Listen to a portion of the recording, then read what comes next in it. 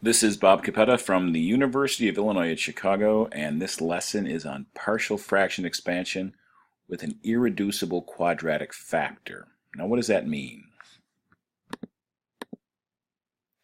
In this example, we have x squared plus 3x plus 23 over x minus 4 times x squared plus 1.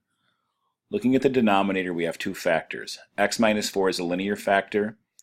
X squared plus 1 is a quadratic factor, but it cannot be factored. X squared plus 1 is a sum of two perfect squares. It is not factorable. Therefore, we've got to try another strategy. Now recall, with a unique linear factor, we would start with a over x minus 4. And indeed, that's what we're going to do here. We're going to rewrite this fraction starting with some number a over x minus 4 plus something over x squared plus 1. Now, x squared plus 1 is a quadratic factor, order 2. We will put a factor of order 1 in the numerator.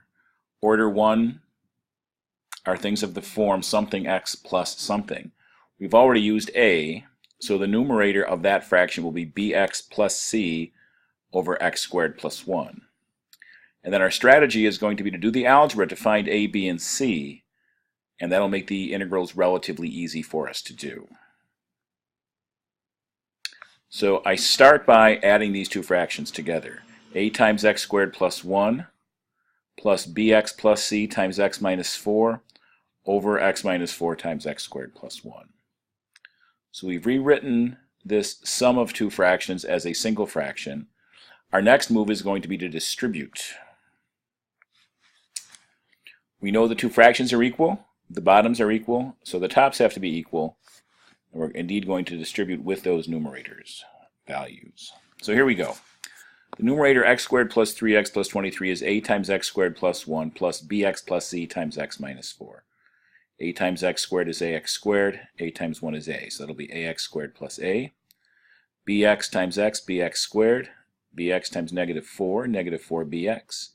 C times x plus cx, c times negative 4 minus 4c. So distributing, we get those values again, ax squared plus a here, bx squared minus 4bx plus cx minus 4c here. And we need to look for the various terms, x squared terms, x terms, number terms.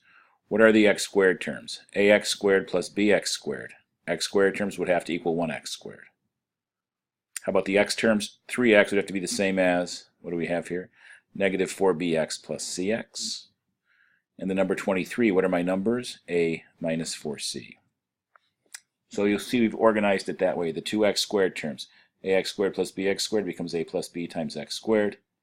Negative 4bx plus cx becomes negative 4b plus c times x. Number terms, a minus 4c. So you'll notice we have a polynomial on the left side and a polynomial on the right side. Their coefficients must be the same. So the x squared coefficient here is a plus b. The x squared coefficient, I had no coefficient here, but I put a 1 in here for emphasis. Therefore, a plus b has to be 1. Coefficient of x on the right side is negative 4b plus c. Coefficient of x on the left side is 3. So negative 4b plus c has to equal 3. And a minus 4c number on the right equals 23 on the left. So I have three equations and three unknowns. I need to solve for a, b, and c. Once I find a, b, and c, I can go back and do the integral. So a little quick algebra review. I'm going to do this with substitution. I have these three equations. First off, I'm going to solve for b in the first equation. So I get b is 1 minus a, subtracting a from both sides. Then we'll substitute the 1 minus a in for b over here. That will give me negative 4 times 1 minus a plus c is 3. Distributing, negative 4 plus 4a plus c is 3. Adding 4 to the other side, subtracting 4a to the other side. We get c is 3 plus 4 minus 4a. Of course, 3 plus 4 is 7, so c is 7 minus 4a. And I will substitute that in this equation. We currently have a minus 4c is 23. That will be a minus 4 times quantity, 7 minus 4a is 23.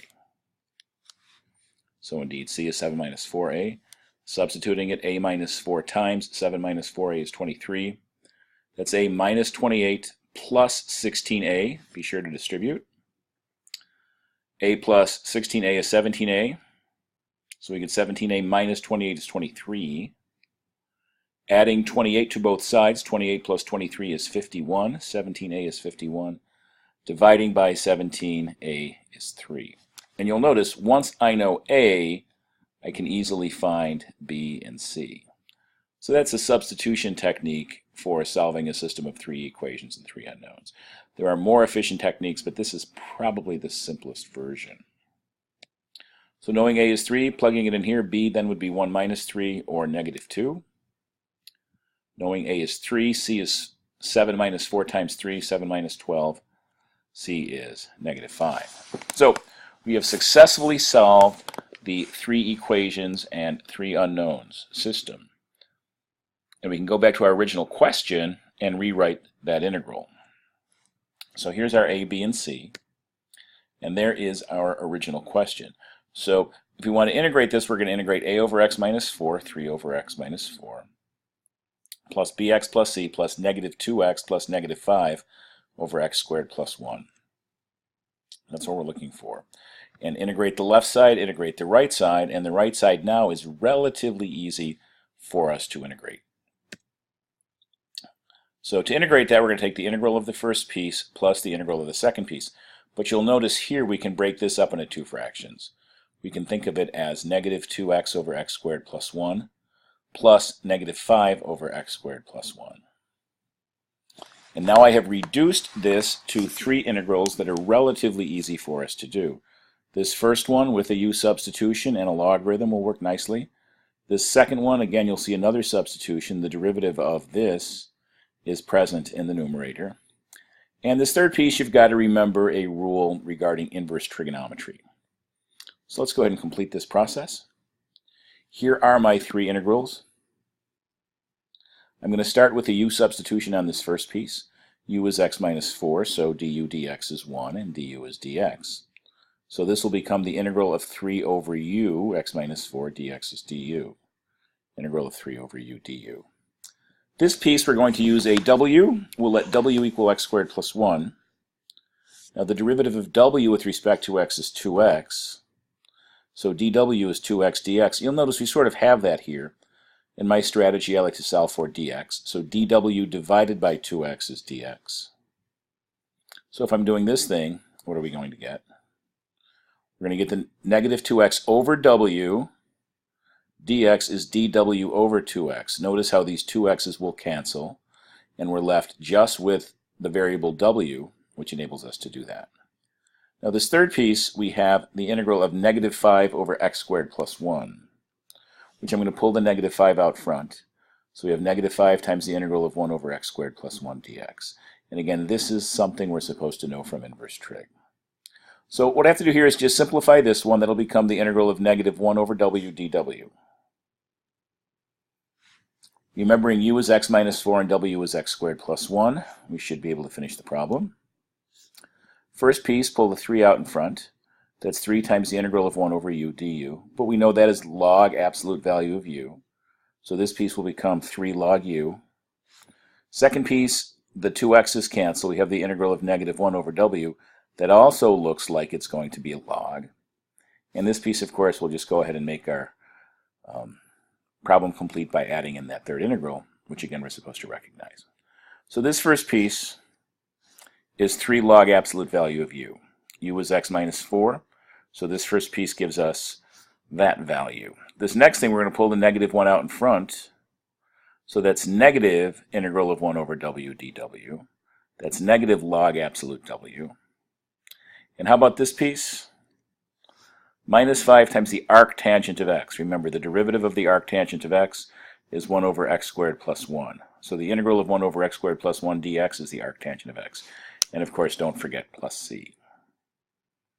So let's go ahead and substitute u and w now. U is x minus 4. This will become 3 times log absolute x minus 4. W is x squared plus 1. This becomes minus log absolute x squared plus 1.